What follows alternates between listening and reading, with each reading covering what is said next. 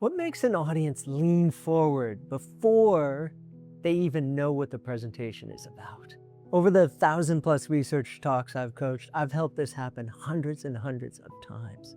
I've seen it happen with the sound of a baby crying. I've seen it happen with a single photograph, a simple question, a story that took an unexpected turn. That's 5 completely different openings, one thing in common. And once you see it, you'll start noticing it everywhere. Let's look at those examples. Let me set the stage first. This one happened at a clinical innovation competition. 150 people or so in the audience, expecting to see a patient, right? Expecting to see a patient suffering, hear about a problem, people suffering, right? Not what happened.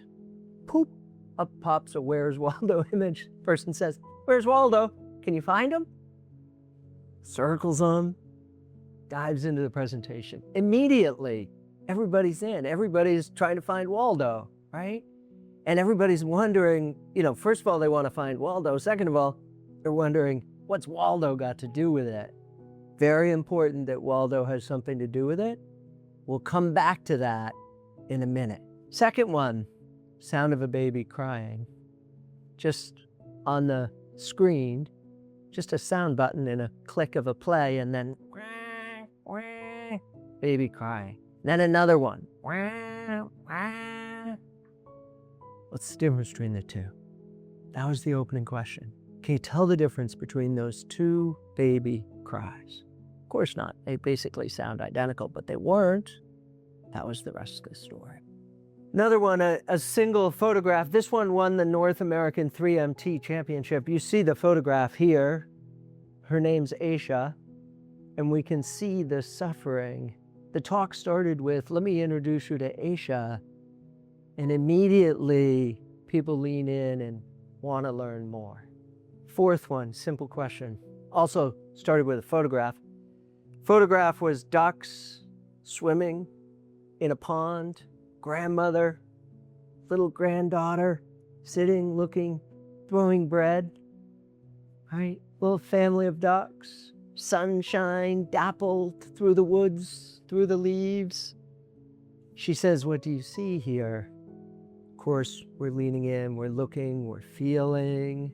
Feeling, that's a clue of why this is working.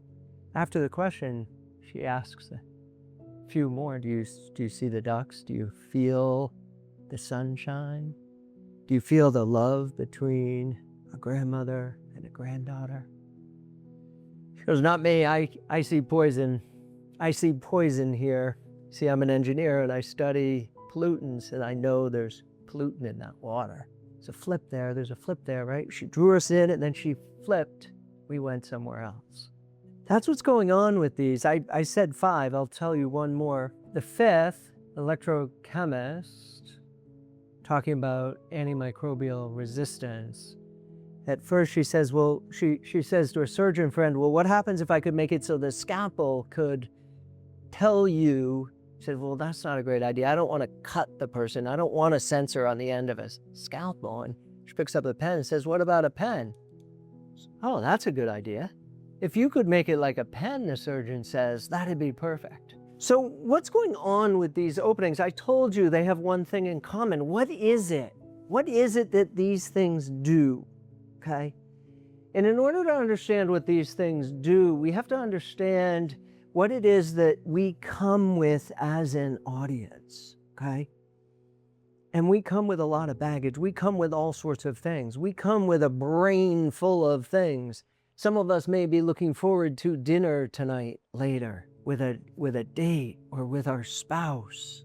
Some of us may be stressed about something going on in our lab, about a research project that's not working the way we want it to.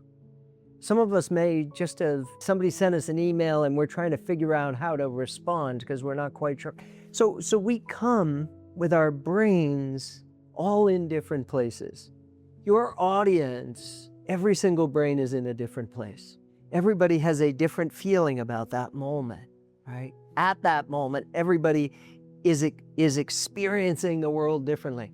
But your job is to take the audience on a journey. Your job when you do a presentation is to take your audience on a journey.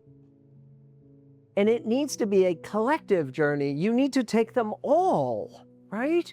And in order to take everybody on a journey, there's one thing that you need to do. You need to start in a place that's common. You need to start in a common place in order to take them on a shared journey. So what these openings are doing is these openings are creating a common place.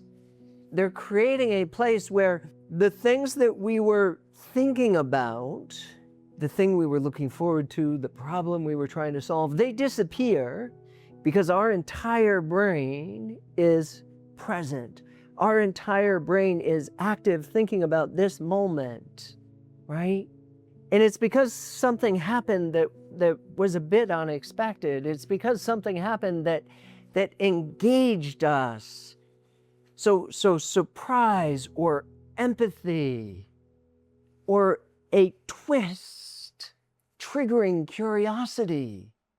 These are the things that we need to do in the first 10, 15, 20 seconds so we can bring people to a common place. And these are things that great speakers do. You watch. You watch what great speakers do. Great speakers use that first 10, 15, 20 seconds to bring everybody to a common shared experience. But they do it in a very particular way. They don't do it with clickbait. They don't do it by tricking you.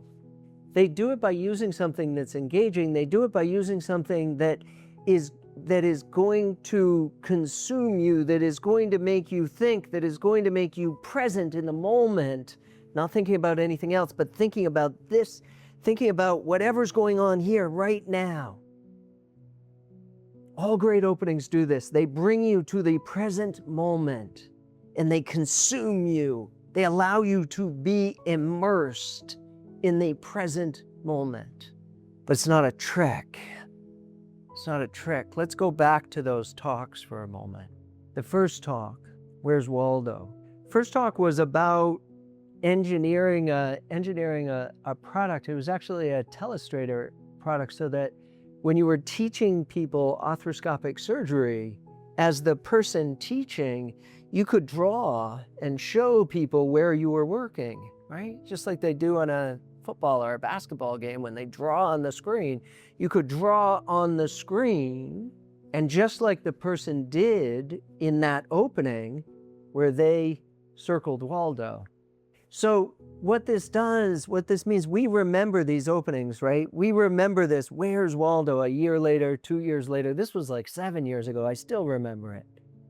But when I remember Where's Waldo, I remember, oh, we're looking for something. Oh yeah, they were trying to show someone else where something is with a telestrator teaching arthroscopic surgery. 2 babies crying. The difference between those babies, AI was figuring out, because one of them didn't have enough oxygen. One of them needed oxygen fast or potentially permanent brain damage.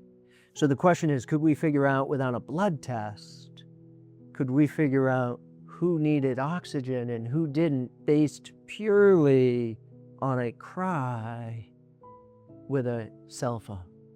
Amazing idea, amazing technology, right? The photograph of Aisha, she suffered from this disease. The rest of the talk is about trying to get a drug that no longer works to work again for this disease that she suffers from. That question, the researchers saw poison, right? What do you see? You see this peaceful scene. Well, I see poison. That the beginning of that talk is talking about how there's poison in all of our waters all over the planet. She says, I don't even know where this pond is, but I know. And let me show you how I know. I've triggered a question now. You're thinking about this. Okay, is there really poison there? Now I'm going to show you the map where I know that there's pollution in all of the water, basically everywhere. So I don't need to know where this lake is. And then we're going to talk about how to get rid of it. So we scaffold into the talk, but it's not clickbait because it's integral to the story of the talk. It's not inserting a story in the beginning and tricking people into paying attention and then going somewhere else. And that's the difference between good talks and great talks. That's the difference between a person who engages you, but then you're like, I wish I hadn't paid attention, and a person who engages you and you're glad you did. And that's what you want to do. You want to be the person who engages the audience, but at the end, the audience thanks you for engaging them. And the memory that you created with that opening, because these kinds of openings all create strong memories, that memory that you create with this kind of opening is useful an hour, a week, a month, a year, 7 years from now in triggering the memory of the talk, the memory of what the research was about. And that's another key that these things do. When you create an opening like this, when you create a moment that immerses us, those types of moments create strong memories. But we need to make sure the strong memory is useful. This is why story insertion doesn't work. It doesn't work when you insert a story, because people remember the story, but the story is inserted and they forget what the story was inserted into. You need to create cohesion. You need to make it integral to the rest of the talk. Ideally, you need to come back to the beginning in the end so that we have a full circle moment. The telestrator that can help us find Waldo, that can help us demonstrate to someone who doesn't understand where we're looking while we're trying to teach them arthroscopic surgery, and we're trying to teach them the line on which they need to cut between a cancerous and a non-cancerous tissue. Aisha, who deserves our help and support in future girls and boys that will be Aisha if we don't figure out how to make this drug available again, make this drug work again, so that the next child doesn't have to suffer and live with these scars. Those are the memories that we need to create. So these great talks, they bring us into this moment. They engage us in this moment, but they do it in a way that also creates a memory forever of this talk that's been given. And that's what you need to learn to do.